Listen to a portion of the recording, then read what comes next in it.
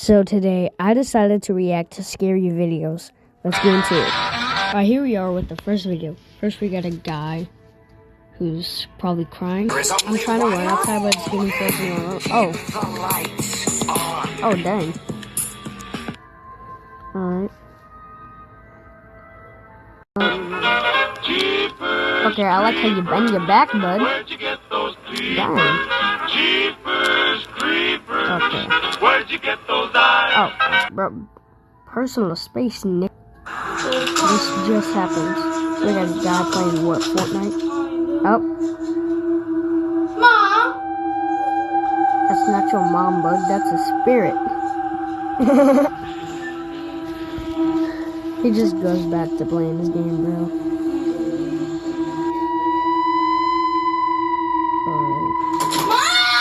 Oh.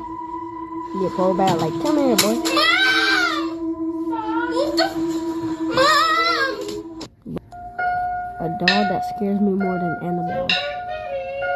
Which Annabelle? 1 or 2? That looks like a Barbie. With Halloween right around the corner, let's get right into this. It's not Halloween. When you think of a haunted doll, you most likely think of this. Well, in 2013, a mother bought her daughter a frozen Elsa doll. Basically, the doll would sing Let It Go in English, and for the first 2 years, nothing really happened. Until in 2015, it would alternate from singing in English to singing in Spanish, and that was not a setting on the doll. In December of 2019, the mom claimed that the doll would turn on at random moments every night. I really want to talk about this photo. The security guard at the Bryson Avenue Mall, located in Virginia, took this photo in 2011. It would later be turned into police, but the woman seen here was never found. For context, the security guard's name was Sean Mercado, and he worked the night shift at this mall. But the mall had been having strange things happening for like weeks. Like on after hours, there are store alarms going off, but nobody's ever found. They're hearing people run through the mall, but again, they never see anybody. Until one night when Sean Mercado goes out to have a cigarette, he's just kind of patrolling the parking lot, and he goes back to enter through the employee entrance when he saw this woman staring back at him from inside the mall. He takes a photo for proof, and then he radios for backup, and he goes in after her. He claimed to chase her as fast as he could, but he eventually lost her inside that mall. And despite a police investigation, she would never be found. Why would you go look for her, bro?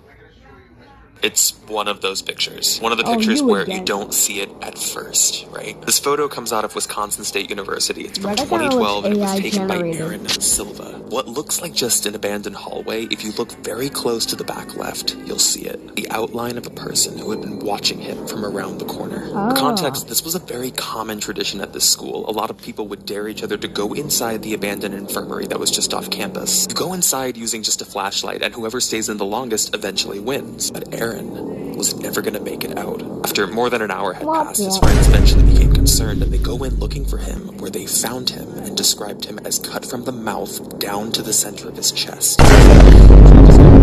Police, but they eventually do retrieve his phone, and they zero in on this picture, a picture which they believe shows who might have done this to Aaron. And if you increase the brightness, you can see the outline even better. Bro kinda looks like he snapped his neck. Scaretober Day 11. This is Norman. Around 18 years ago, Norman was built to appear in a music video for the band Interpol, and for some reason, people seem to adore him. However, Norman then disappeared for 10 years. Then, in 2014, an auction a creepy ghoul puppet from a music video was listed, and sure enough, it was Norman. Norman resurfaced after 10 years, and it was shocking to see what horrible, disturbing shape he was in. Despite having a strong fan following, no one bought him, and he disappeared once again for another 5 years. He was then found and acquired by a YouTuber, and, well, the rest speaks for itself. So there's a level that's a theme park, and it features carnival games. Who runs it? Entities. I don't like this. Clowns, like rainbow wig, white painted face. If there's clowns, it's not happening. They're actually friendly. No. They'll actually help you exit the level. But you gotta stay away from roller coasters, music, but even children. Wait, what? If you look at the roller coasters closely, you'll see that there's skeleton remains. Well, that ride sucks. Beware of the carnival music. It will lead you to a dangerous entity that looks like a killer clown with superhuman speed. What would happen if he catches you? He tortures you in front of a live audience until your eyes turn black and you feel nothing. After you become part of the live audience. What about the children? Well, I don't want to know. Don't do this TikTok trend. Wait, why? So it started in Japan. Kids would write a phrase on their wrist, F74. When they fell asleep, they would dream of a parallel dimension. Wait, low key? No. No, seriously. No, I don't believe it. I want to try, okay? No, you actually don't. Why? You don't. Because if you don't escape, you don't wake up. Well, how do you escape? So you're only given 10 hours to find the door with F74 on. 10 hours? I could do it in 2, bro. I'm a speedrunner. Dream.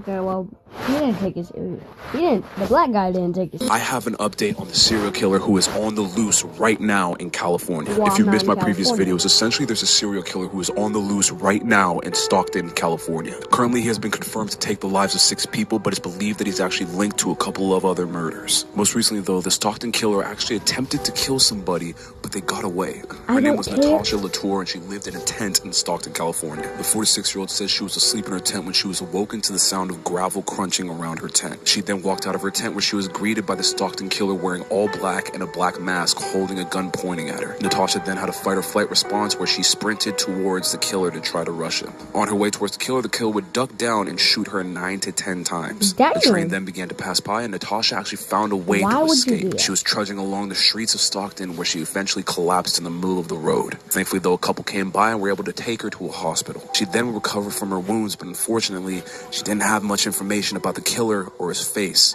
Can't really blame her. Obviously, there's a lot of adrenaline in a moment like Blame that. her But I can't right help but now. feel it. And look, as I find more information, I'll make sure to let you guys know, but What the f? A man who works hard. Oh my sweats. god.